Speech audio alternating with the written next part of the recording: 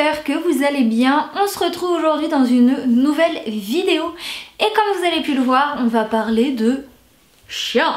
Je vous avais demandé lors de la dernière vidéo que j'ai faite avec Brooklyn quand elle goûte les légumes si ça vous intéressait d'en apprendre plus sur le fait d'avoir un chien pour celles ou ceux qui n'en ont pas encore et qui voudraient en avoir un. Du coup je me suis dit que c'était l'occasion de vous faire cette petite vidéo et qu'on parle un peu de ce que ça implique, de ce que ça représente, de comment ça se passe, de comment faire, etc. etc. J'espère que je vais réussir à garder un espèce de fil logique dans cette vidéo parce qu'à mon avis je vais partir un peu dans tous les sens, mais c'est pas grave, on est là pour blablater. Si vous avez envie d'avoir un chien ou un animal de compagnie, en fait en soi, bon, chaque animal est différent et a ses caractéristiques, mais moi je vais me concentrer sur le chien parce que c'est actuellement ce que j'ai, mais voilà, c'est valable, enfin ce que je vais essayer de vous dire et les conseils que je vais vous donner, c'est valable pour n'importe quel animal de compagnie. Déjà, il faut savoir que selon ce que vous choisissez, comme je vous le dis, moi je pars sur le chien, mais ça dure des années. Une espèce d'engagement et de contrat que vous allez passer avec vous-même et vos responsabilités pendant franchement minimum 10 ans. Maximum 16-17 ans, alors au grand maximum.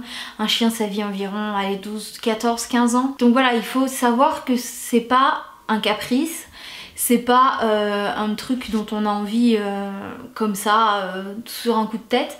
Il faut vraiment réfléchir parce que vous allez vivre quand même un sacré bout de temps avec. Franchement 14 ans, allez on va partir sur une base de 14 ans. 14 ans dans une vie c'est pas rien. Sur 14 ans, il va se passer plein de choses. Donc selon à l'âge à laquelle vous prenez votre animal, ou votre chien en l'occurrence, ça va changer.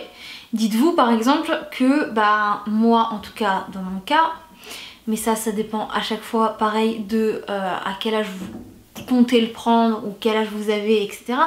Mais par exemple moi je sais que, étant donné que je vais sur mes 27 ans, j'aurai Brooklyn quand j'aurai des enfants. Donc c'est aussi quelque chose à se dire, est-ce que vous avez envie d'avoir des enfants et un chien en plus à vous occuper? Si vous êtes en pleine étude, par exemple, questionnez-vous, une fois que vos études sont finies, qu'est-ce que vous allez faire comme métier et qu'est-ce que ça va impliquer vous comme emploi du temps, comme revenu, parce qu'un chien ça coûte très cher. Enfin voilà, il faut se poser en fait des tas de questions. Moi quand j'ai pris Brooklyn, personnellement j'avais 22 ans, je travaillais à l'aéroport à l'époque, j'avais mon appartement et c'est ce qui fait que je l'ai prise. Puisque j'avais déjà eu un chien avant, donc pour mes 6 ans en fait, pour mon anniversaire, mes parents m'avaient offert un chien.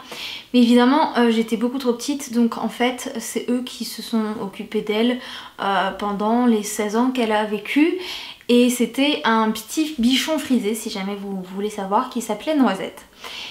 Et en fait, une fois que donc cette petite chienne est décédée, j'ai commencé à travailler donc à l'aéroport, à prendre un peu, enfin beaucoup même mon indépendance, puisque j'ai pris mon appartement. Et puisque je reveux un chien mais que mes parents ne voulaient pas en avoir un, maintenant que je suis chez moi, autant le faire. Donc c'est vrai que j'ai réfléchi quand même pendant presque 2 ans. Je voulais vraiment voir si c'était pas juste une passade ou un caprice ou une envie comme ça soudaine qui après peut partir, ou voilà, c'est des choses, il faut réfléchir parce que ça dure des années. Faut être sûr de soi, sinon après on regrette et on fait des choses pas bien avec les animaux puisqu'on les abandonne ou on les maltraite, et ça moi je trouve pas ça bien du tout, du tout, du tout. Une fois que je m'étais décidée à avoir un chien, je me suis dit quelle race choisir. Je sais que moi par exemple j'aime que les petits chiens, mais il y a des gens qui vont aimer que les gros, il y en a qui vont avoir envie d'un moyen, voilà, ça dépend vraiment des gens. Il faut également se renseigner sur les caractères des races, parce que chaque race a un peu sa spécificité, et moi je trouve que le caractère chez un chien ça compte beaucoup. Le maître pour moi fait énormément, parce que pour moi un chien agressif ça vient aussi beaucoup du maître. C'est mon propre avis. Moi pour moi, si vous prenez un pitbull mais que vous l'éduquez à être adorable, il sera adorable. Si vous éduquez un spitz comme Doudou à être super agressif, il sera super agressif. Bon, il y a quand même une base on va dire de caractère, donc il faut quand même se renseigner sur ça, mais après voilà, ça vient aussi beaucoup de votre éducation. Pas suivre un effet de mode ou un truc comme ça. Certes Doudou c'est un chien qui est à la mode, mais moi ça va faire 5 ans que je l'ai, et il y a 5 ans c'était pas si répandue que ça, et d'ailleurs j'ai grave galéré à la trouver parce qu'il n'y en avait pas tant que ça à l'époque. Et pour vous dire, je suis allée la chercher à Brest alors que j'habitais à Paris. Une fois que vous avez déterminé votre race, il faut aussi également savoir où est-ce que vous voulez l'acheter. Moi, Brooklyn, je l'ai acheté via Le Bon Coin, tout simplement. Donc Brooklyn, c'est mes parents qui me l'ont offerte en fait. Du coup, ils me l'ont offerte pour Noël, mais je l'ai eu en octobre, donc je l'ai eu un peu en avance. Et du coup, ils m'avaient donné un budget. Parce qu'évidemment, j'allais pas choisir n'importe quoi. Enfin, voilà, comme c'est eux qui me l'offraient, j'avais un budget à respecter. Que cette race-là, en élevage, ça peut monter très vite. Il y en a qui sont à plus de 1500. Je sais que j'avais flashé sur une qui était toute blanche. Et je voulais un Spitz blanc à la base. J'ai fini avec un truc tout roux, mais je l'adore. Ce petit Spitz nain blanc que j'avais trouvé en élevage était à 3000 €. Donc autant vous dire que c'était hors de question. Ce que j'ai fait, c'est que j'ai commencé à regarder chez des particuliers en fait, tout simplement, via Le Bon Coin donc. Et je me suis dit en fait, je pense que c'est pas plus mal. Mon ancien chien, c'est comme ça, j'étais allée la chercher aussi, on l'avait acheté chez un particulier, je vais y arriver. Et je trouve ça pas mal parce que... Mais mon cœur, t'es allé au quai. Oh mon bébé, oh là là là là, il est allé au quai ce doudou. Oh mon cœur, je sais pas si vous voyez à la caméra, mais elle est allée au quai. Ça me déconcentre. Chez un particulier, au final, après réflexion, je trouve ça mieux parce qu'ils ont ce côté famille, proximité avec le maître, enfin la personne chez qui ils naissent, et je trouve ça quand même plus convivial. Putain, mes voisins, j'en peux plus. Arrêtez avec ces putains de chaises. J'ai pris cette option-là parce que déjà financièrement, moi, ça passait plus. Et deuxièmement, comme je vous dis, je préférais cette espèce de cocon familial dans lequel ils allaient déjà naître, parce que dans les élevages, j'ai l'impression que c'est un peu la chaîne. Je sais pas exactement comment ça se passe, mais moi j'ai un peu cette image d'élevage où vous avez je sais pas combien de femelles, je sais pas combien de mâles, et ça y va, et ça fait des portées, et ça les revend, et c'est tout. Très important du coup quand vous passez avec des particuliers, c'est aussi d'avoir un certain feeling, je trouve, avec la personne. Moi je sais qu'avec le couple chez qui je l'ai acheté, j'ai tout de suite eu un feeling, rien que par... j'ai appelé en fait tout simplement, j'ai vu l'annonce, et j'ai dit est-ce que il vous reste... Il y avait une femelle, donc il y avait Doudou et ses deux petits frères. Et je leur ai dit est-ce qu'il vous reste la femelle, parce que je voulais absolument une femelle. Donc ça c'est pareil, c'est aussi un choix ou quelque chose que vous devez réfléchir. Est-ce que vous voulez une femelle ou un mâle? Voilà, ça c'est aussi un point auquel il faut penser. Bref, moi je voulais donc une femelle. Elle était disponible et je lui ai dit écoutez, je la veux absolument, j'ai un coup de cœur.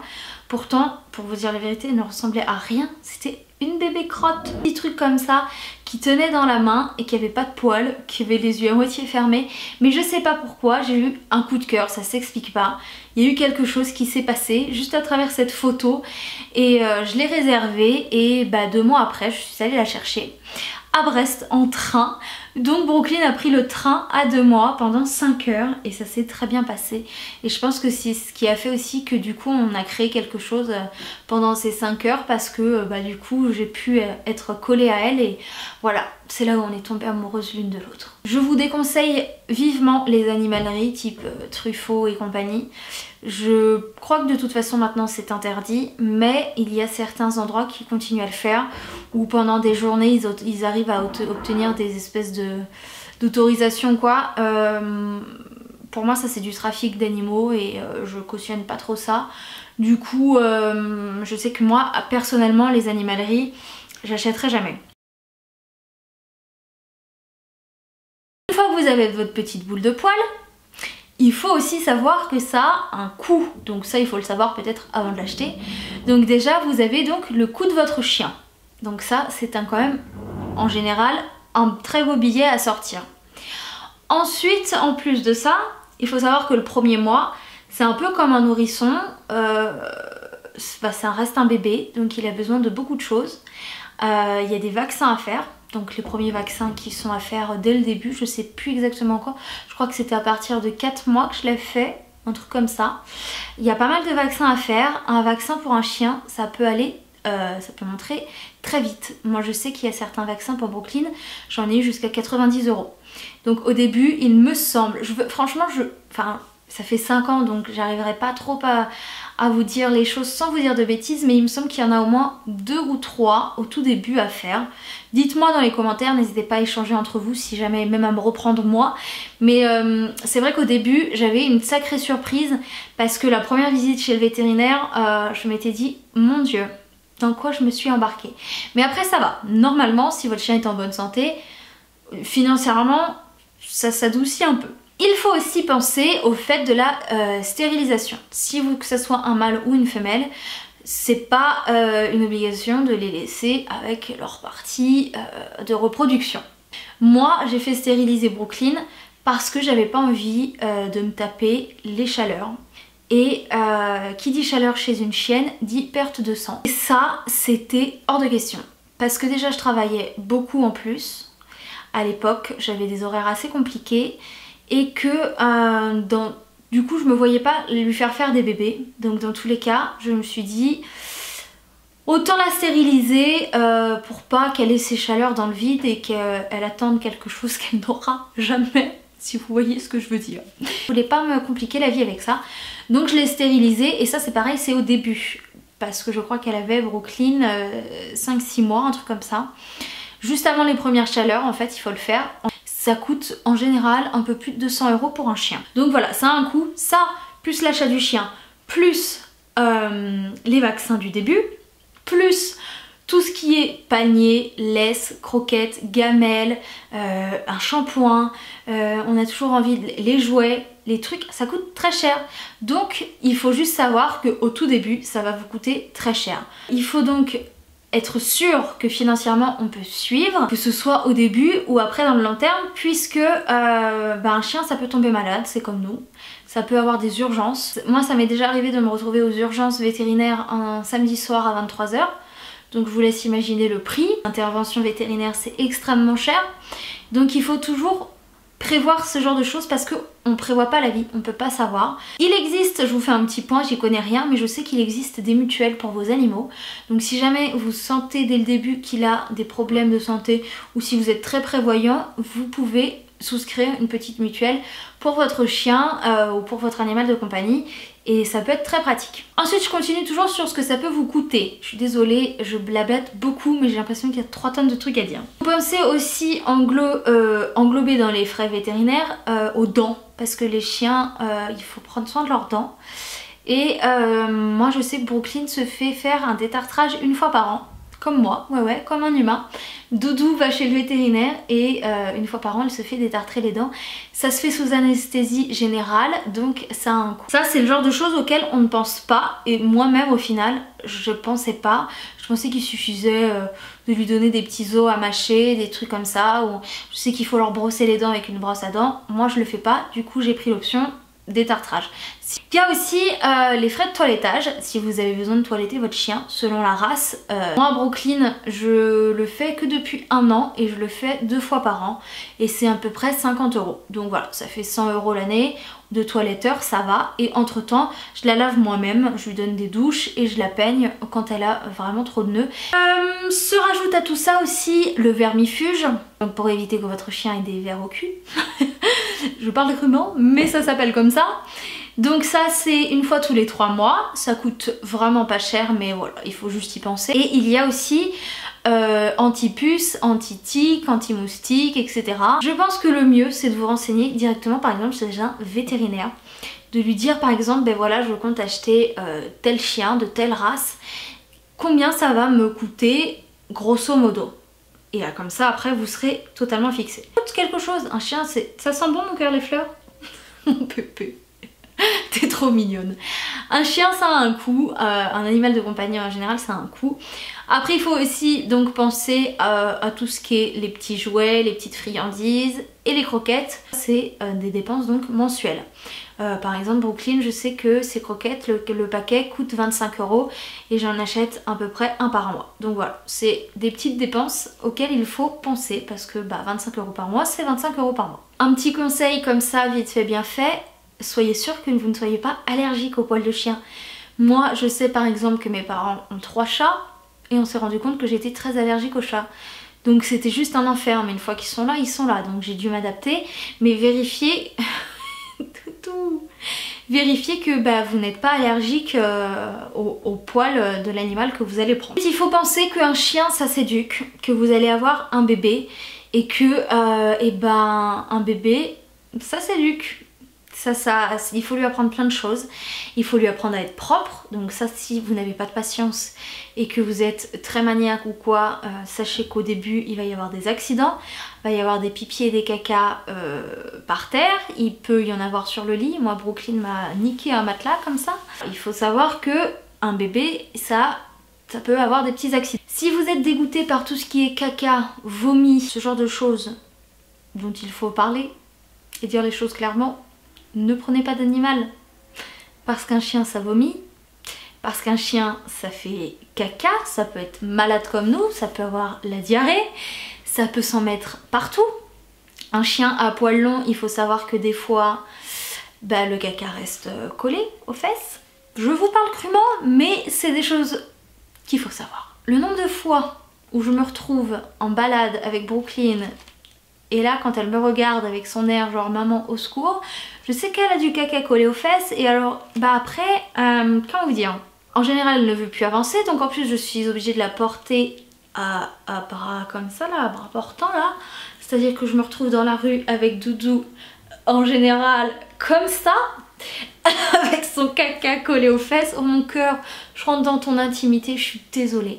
Et sous la douche, il faut aller l'enlever quoi. Des fois ça vomit sur un tapis, par terre, sur le lit, n'importe où, il faut nettoyer.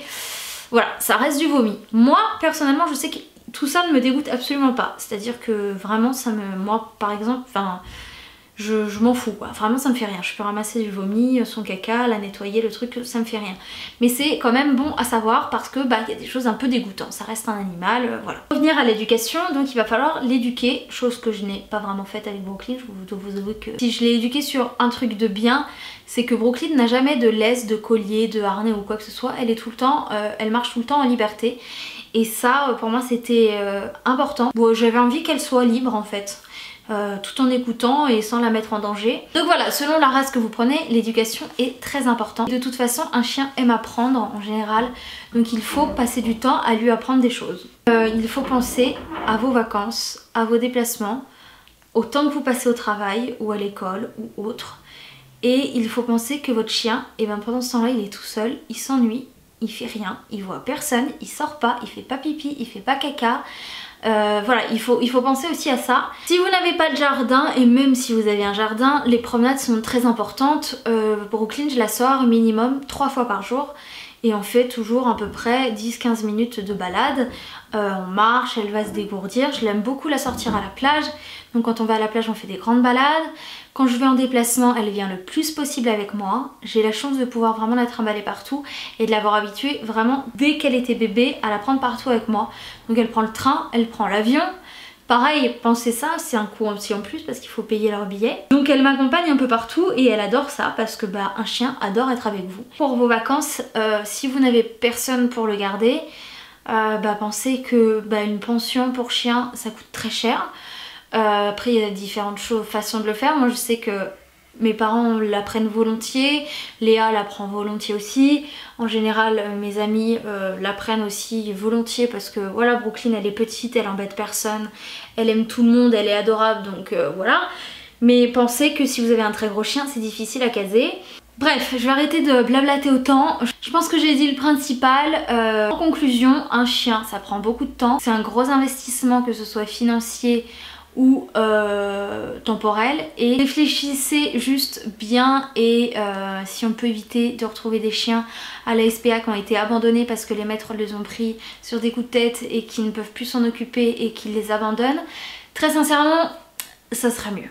Donc voilà, si jamais vous avez d'autres questions ou des choses que vous voulez échanger entre vous, que vous voulez me poser des questions ou quoi, n'hésitez pas à le faire en commentaire, je vous répondrai avec plaisir. En tout cas, moi, sincèrement, malgré toutes ces contraintes, je verrai pas ma vie sans Brooklyn et je suis très très contente de l'avoir. Et ça procure énormément de bonheur et voilà, franchement c'est super. D'avoir un chien c'est vraiment cool. Donc voilà, en tout cas moi je ne regrette absolument pas, je fais avec. elle fait partie de ma vie et elle fait partie de mon organisation. Donc bah voilà, je l'aime de tout mon cœur et je ferai tout pour elle, et c'est vrai que des fois elle passe même avant moi-même. Donc voilà. C'est tout ce que j'ai à vous dire, c'est juste génial, mais réfléchissez bien avant de le... J'espère que cette vidéo vous a plu, que ça vous a bien aidé. En tout cas, je vous fais plein de gros bisous et je vous dis à très vite pour une prochaine vidéo. Ciao!